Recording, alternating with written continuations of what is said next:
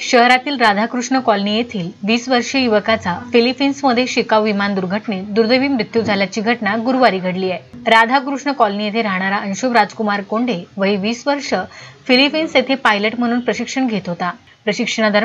प्रशिक्षणादरम्यान Filipino pilot एल्झेल John लुम्बियो तांजुबो आणि मोर्शी येथील अंशुब राजकुमार कोंडे हा 2 सीटर इको एअर सेस्ना 152 या लहान विमानाने प्रशिक्षण घेत असताना ते विमान मंगळवारी दुपारी बेपत्ता झाले।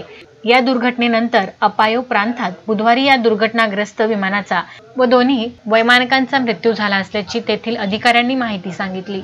मंगळवारपासून या अपघातग्रस्त विमानाचा तपास येथील यंत्रणा करीत होती। या विमानाचा शोध लागला असून तशी माहिती अंशुब यांचे वडील राजकुमार कोंडे यांना संबंधित विभागाकडून देण्यात आली। अंशुब याने श्री RR लाहोटी विज्ञान महाविद्यालयामधून 12वीची परीक्षा उत्तीर्ण केली होती। त्याची पायलट व्हायची पूर्वीपासूनच इच्छा असल्याने त्याच्या वडिलांनी सांगितले। तो 20 एप्रिल रोजी मोर्शीला आला होता व 30 त्याच्या नातलगांसोबत शेवटची भेट ठरली। अंशुब याचा अचानक झालेल्या अपघाती मृत्यूबद्दल परिसरात हळहळ व्यक्त केला जात आहे। त्याच्या पश्चात आई वडील 2 बहिणी 1 भाऊ असा मोठा परिवार आहे। एका कर्तबगार तरुणाचा मृत्यूने परिसरात हळहळ व्यक्त करण्यात येत आहे। सदर मृतदेह 4 दिवसानंतर मोर्शीत आल्यानंतर शोकाकूळ वातावरणात अंत्यसंस्कार करण्यात येणार आहे। संजय गारपवार, विदर्भ न्यूज, मोर्शी।